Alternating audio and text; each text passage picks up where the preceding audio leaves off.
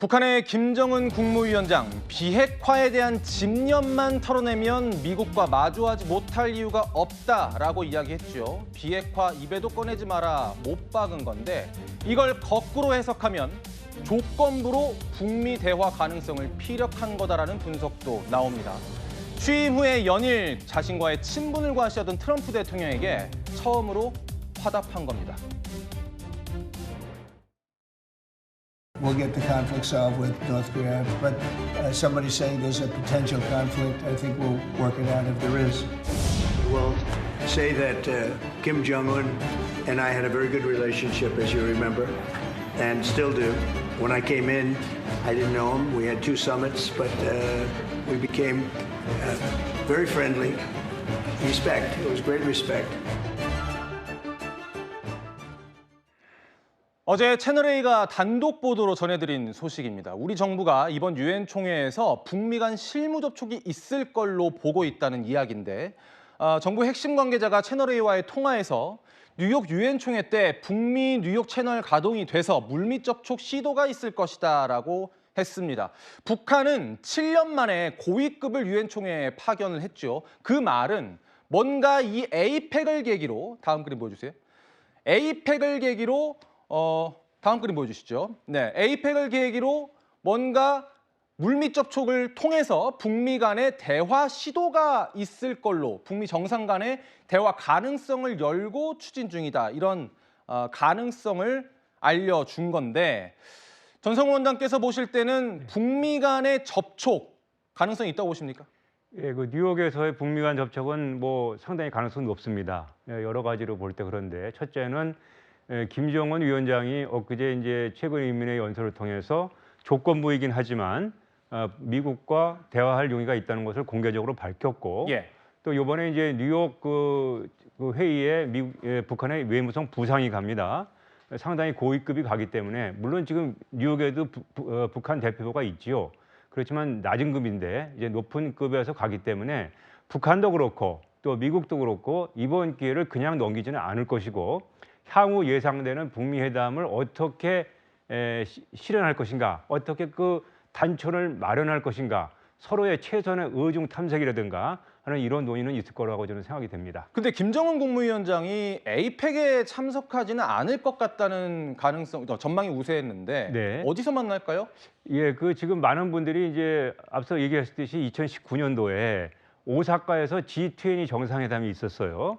그래서 그 정상회담 기획이 이제 트럼프 대통령이 오사카에 왔다가 트위터를 통해 가지고 김정은과 연락이 되어서 판문점 회담이 갑작스럽게 열린 적이 있는데 그런 거를 이제 염상하시는 것 같은데 현재 상황은 그렇지는 않습니다. 당시에는 불과 몇 달 전에 하노이에서 어찌됐든 실패는 했지만 미국 정상이 깊이 있는 정상회담을 했었죠. 하지만 지금은 벌써 트럼프 1기가 끝나고 나서 바이든 4년 이렇게 또 지나가다 보니까 상당히 시간이 지났고 북한의 핵 상황은 더 악화되어 있고 하기 때문에 일단 시작을 해야 되는데 그 시작에 접점을 찾는 것부터가 쉽지는 않아요. 그래서 제가 보기에는 이번 그 에이펙 정상회담을 계기로 해서 김정은이 올 가능성은 저는 없죠. 다만 뭐 판문점 회담을 이제 얘기하시는 분들이 있는데 그것도 저는 쉽지 않다 하는 것이죠. 왜냐하면은 이미 북한은 우리 한국을 적대 국가라고 선언을 했습니다. 그럼 미국의 대통령을 만나는데 적대 국가와의 국경선에서 만날 이유가 있겠습니까? 김정은의 입장에서. 그래서 이번에 북미 간의 정상회담 혹은 회동 가능성은 쉽지는 않지만 그 정상회담을 위한 물밑 작업, 더 나아가도 공개적으로 심도 있는 양국 간의 협의는 계속해서 진행되어 나갈 것이다 이렇게 생각이 듭니다. 이 이야기를 조금 차근차근 짚어보겠습니다. 북미가 만날 수 있을 것이냐의 조건부가 되는 것이 북한 김정은 국무위원장이 말한 그 비핵화 부분일 텐데요. 비핵화 3단계 로드맵을 우리 정부가 밝힌 적도 있지만 동결, 그러니까 북한의 핵 보유 사실을 인정해야만 나올 수 있는 그 동결부터가 첫 단추인데 트럼프 대통령은 북한의 핵 능력을 인정하는 듯한 이야기를 해왔죠. 그 목소리 다시 들어보죠. So I have a great relationship with Kim Jong-un, and we'll see what happens, but certainly he's a nuclear power. You know, he's a big nuclear nation, and he's a very smart guy. 김정은 동지께서는 연설에서 조선반도와 주변의 정세 추이를 엄정히 분석하시면서 공화국 정부의 원칙적인 대미 대한 입장을 천명하셨습니다. 김정은 국무위원장이 대화의 조건으로 내걸었던 그 비핵화라는 거에 대한 집념을 좀 내려놔라라는 부분. 트럼프 대통령은 어떤 식으로 답을 할까요? 전 원장님. 그 이제 김정은의 얘기는 우리한테 핵 포기를 요구하지 말라 이런 그 요구를 하고 있는 겁니다. 얘기를 하는 건데 지금 많은 분들께서 좀 혼란스러울 것일 거예요. 왜냐하면은 트럼프 대통령 본인은 저렇게 북한이 핵을 가지고 있다, 핵 국가다, 뭐 그 김정은 위원장이 스마트하다 이렇게 얘기하는데 동시에 또 한국, 일본, 미국 정부에서는 비핵화를 한다, 뭐 핵 포기시킨다 이런 노력을 한다. 그런 연장선상에서 우리 이제 이재명 정부에서도 소위 그 3단계 그 비핵화 제안이 나오는 건데 예. 그럼 이게 누구 말이 맞고 이게 어떻게 가는 것이냐고 많은 분들이 궁금해하실 텐데 이 핵의 세계에서는 이미 핵을 가지고 있는 국가의 핵을 포기시키는 것이 사실상 불가능합니다. 네. 지금 그 외교부 장관들도 만나가지고 뭐 비핵화 얘기하고 계속 얘기하지만 이거는 원론적인 얘기이지 외교의 현실에서는 어느 정부이든 원론적으로 원칙적으로 표명하는 입장과 예. 직접 협상에 들어가서 외교하는 현실 또 그 결과는 다를 수 있고 다를 수밖에 없다는 점. 그래서 우리는 어떤 형태가 됐든 미국과 북한이 만나게 되면은 우리가 희망하는 북한의 핵 완전히 포기시키는 거 이거는 불가능하다는 것이고 이미 우리 국민들도 이 부분에 대해서는 열의 9명은 동의하고 있어요. 예. 우리 국민 열의 9명은 각종 여론조사에서 북한의 김정은이 핵을 포기할 것으로 믿지 않습니다. 그것이 지금 우리가 당면한 현실이다 하는 것을 다시 한번 강조드리고 싶습니다. 예, 근데 말씀 주신 것처럼 저희가 좀 헷갈려요. 왜냐하면 북미 간에 어쨌든 대화 채널을 열어놓으려고 노력은 할 거 아닙니까? 네. 그런데 김정은 국무위원장이 조건으로 내걸었던 그 비핵화 포기, 이건 우리가 또 물러설 수 없는 입장이잖아요. 한미일 외교부 장관도 만났고 어떻게 접근을 해야 되는 거죠? 그 지금 접근 자체가 북한의 핵을 포기시킬 수 있다는 전제하에 접근을 하기 때문에 이 모든 각종 모순이 이미 시작 단계에서부터 벌어지고 있고 앞으로 계속 벌어질 텐데 예. 저 개인적으로는 북한의 핵 포기는 불가능하다고 보기 때문에 우리는 이제 그러한 전제하에서 대북 정책, 대미 외교 정책을 다시 짜야 된다는 생각을 하게 되고요. 예.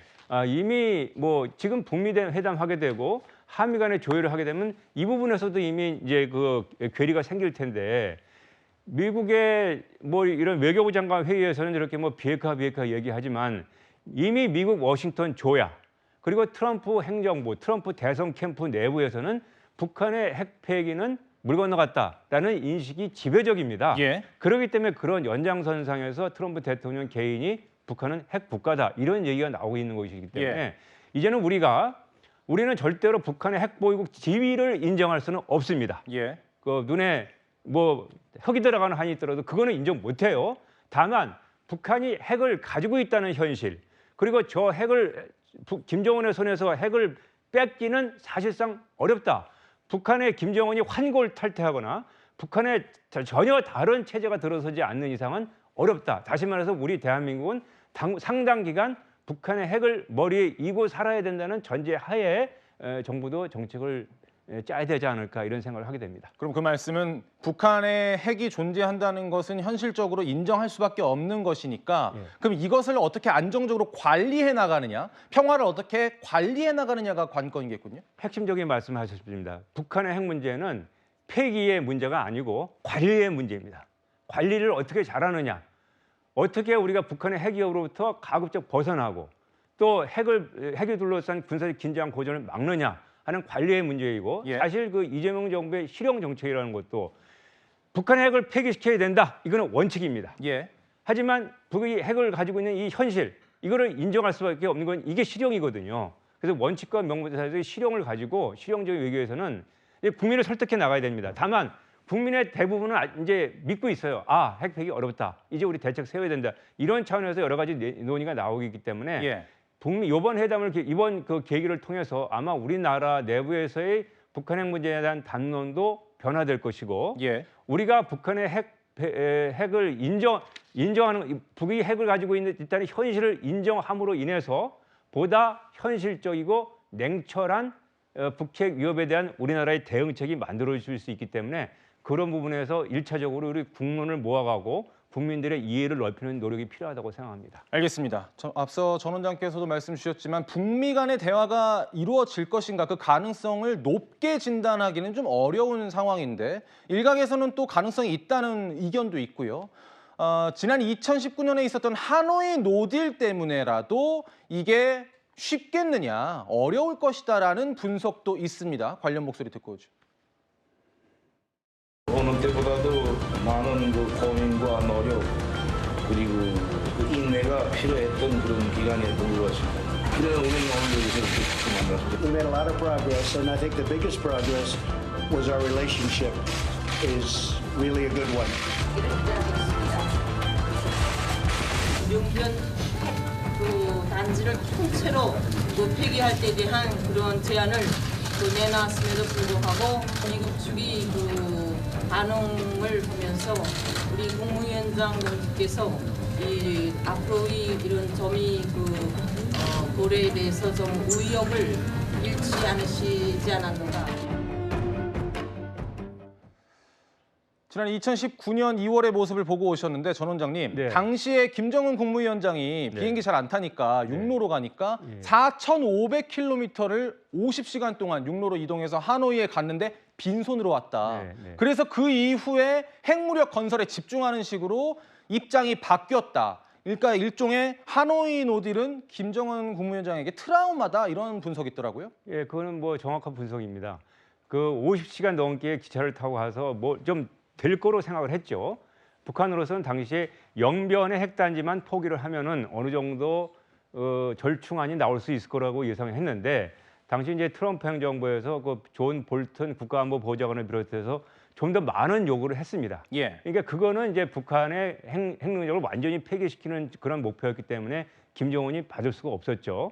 그래서 회담이 실패하고 이제 돌아오면서 상당히 그 회담 관계들도 많이 처벌을 받고 한 걸로 이제 알고 있는데 예. 지금 우리가 얘기하고 있는 것은 이재명 정부에서 핵 동결이라든가 미국 정부에서 트럼프를 포함해서 협상을 하겠다는 것은 사실 북한의 핵을 지금 완전히 다 폐기시키겠다는 것보다는 벌써 급선무의 목표는 북한이 지금 오늘도 핵을 개발하고 있지 않습니까? 예. 지금도 오늘 이 순간에도 북한의 핵무기 개발 공장은 돌아가고 있거든요. 그래서 이 점증하는 북한의 핵 능력을 빨리 좀 차단해가지고 좀 멈춰야 되겠다. 이게 일차적인 그 협상의 목표이기 때문에 예. 그런 차원에서 물론 회담은 어렵지만 동결을 목표로 한 회담은 열릴 가능성이 많고 예. 물론 김정은도 동결 정도면 가지고 있는 거는 건들지 않겠다는 뜻이니까 해볼 만하다. 이렇게 해서 나올 수가 있는 거죠. 예. 다만 문제는 동결해서 그냥 멈추게 되면은 그것이 바로 북한의 핵 보유가 영구하다는 거 아니겠습니까? 그래서 동결 또 우리 정부에서 얘기하는 감축, 그다음에 완전한 핵 폐기로 어떻게 갈 것인가 하는 그 로드맵 이거를 분명하게 시한을 설정해서 몇 년까지 끝내겠다 이렇게 얘기를 해야지. 예. 그렇지 않으면은 예를 들어서 트럼프 행정부 지난 협상에서 뭐 동결이 됐다고 치자고요. 예. 협상안이 나왔다. 뭐 2, 3년 걸려서 그러면 트럼프 행정부 지나가면 또 끝나는 겁니다. 다시 원위치.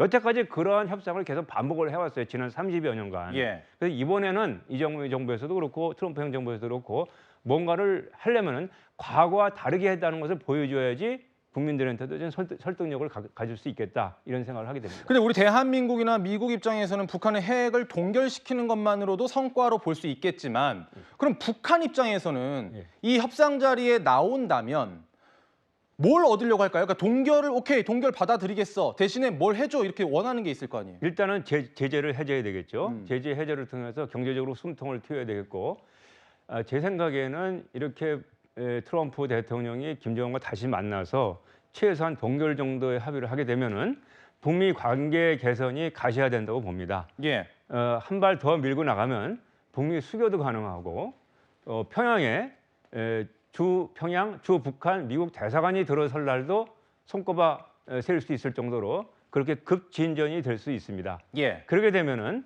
한미 동맹 관계에도 변화가 올 수 있고 동북아 안보 질서 자체가 크게 변화가 올 수 있는데 그러한 수를 던질 것이냐 트럼프의 소선은 던질 수 있고 그러한 수를 받을 것이냐 김정은이 받을 수 있습니다. 예. 그래서 이게 지금 북미 정상회담이 이번에 열리게 되면 지난번 하노이의 또 싱가포르 회담이 큰 성과는 없었지만 3세번이라고 세 번째 북미 정상회담이 열리게 되면은 아마 우리 국민 여러분이 상상할 수 없었던 엄청난 사건들이 벌어질 수도 있어서 예. 이 부분에 대해서 우리 정부는 정말 최대한의 상상력을 동원해서 만반의 대비 태세를 갖춰야 된다고 생각합니다. 그런데 이 상황에 우리나라가 생각보다 할 수 있는 게 많지 않을 수 있다는 우려도 나옵니다.